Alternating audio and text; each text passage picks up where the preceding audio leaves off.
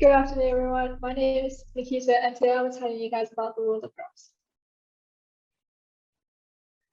I'm sorry to have to tell you this, but the illustrations on the right are not graphs, they are charts.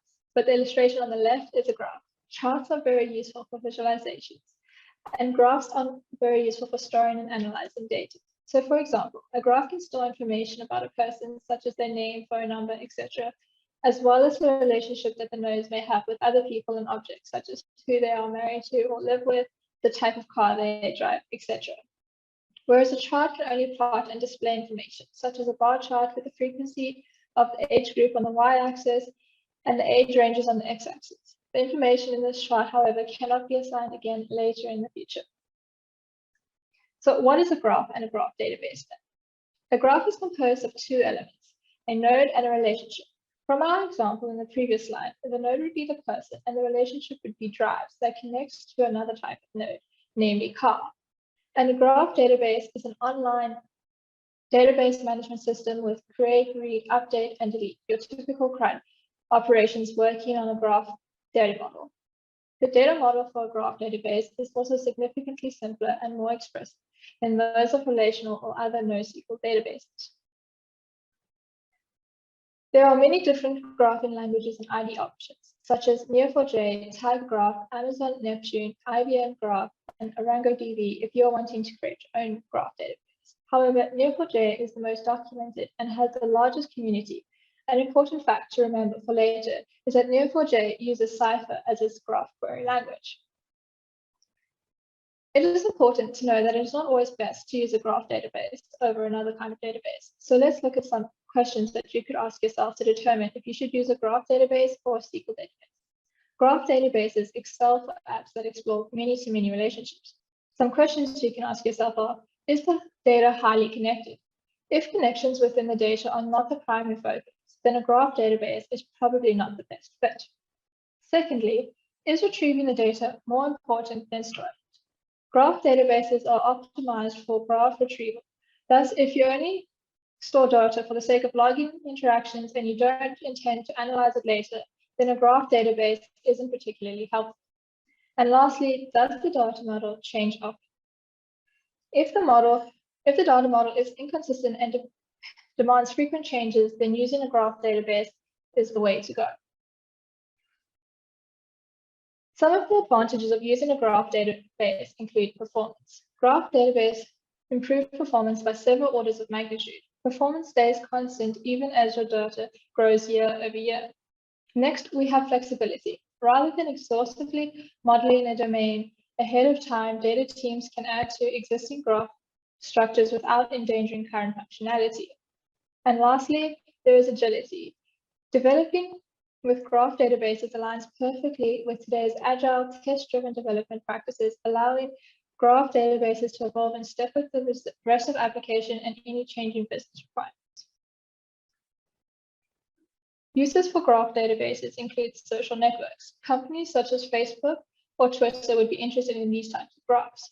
Social media networks are already graphs, so there's no point converting a graph into a table and then back again. Having a data model that directly matches your domain model helps you better understand your data, communicate more effectively, and avoid needless work. Another use is fraud detection. Companies such as Sunlam, FNB, and SARS would be the type of companies interested in these graphs. Graph technology offers new methods of uncovering fraud rings and other complex scams with a high level of accuracy through advanced contextual link analysis. Unlike other ways of looking at data, graphs are designed to express relatedness. Graph technology uncovers patterns that are difficult to detect using traditional representations such as tables. Other uses, but are not limited to, real-time recommendation engines, master time management, network and IT operations, identity and access management. Really, any situation that has a many-to-many relationship is a good place to use a graph database. Now let's look at what lies in the future for graphs. Graph futures uses include using graphs for AI and machine learning, which currently consists of extracting data from the graph into vectors and then feeding the vectors into the machine learning model. But moving forward, we will be looking more at knowledge graphs and convolutional neural networks. There is also the idea is that we'll be able to produce from graph technology transfer learning in AI for machines. And of course, graph in data science. Graph technology provides the algorithm to help answer previously intractable questions using connections in your data. These algorithms include pathfinding and search, centrality, community detection, similarity, and heuristic link detection, which entails predicting relationships between nodes that may occur in the future. Lastly, now that we know why we want to use a graph database and where to use it, let's look at a simple query in Neo4j that will get you started on your graph database journey. In this example, person would be the label of node in the graph, and name would be the property of the person nodes.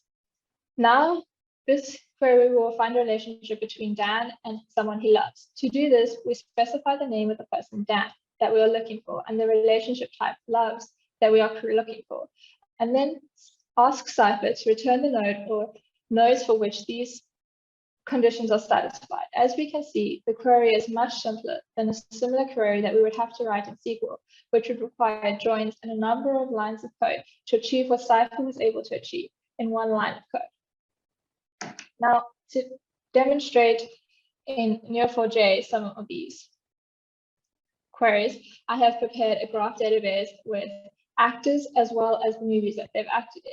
So looking at these, we can see some actors in the orange nodes, such as Robin Williams or Kevin Bacon, and then the movies in the blue nodes showing the birdcage and the falling of cedars. In Neo4j, we can create queries that will able to select particular actors such as Tom Hanks, where we will easily be able to see acted in or directed, the movies that he acted in or directed. We can also do the same for particular movies where we will be able to see who acted in, who directed, and who produced a particular movie. There's also queries that will allow us to get a list of people's names that are in the graph database, or to only return a list of movies that were released during the 1990s. And then lastly, I'm sure you guys have all heard of the Kevin Bacon number from high school or university. We're also able in graph databases to create a network that will allow you to see the network that are within, in this particular example, 4 hops of Kevin Bacon. That is all that I have for you guys today. Thank you for your time.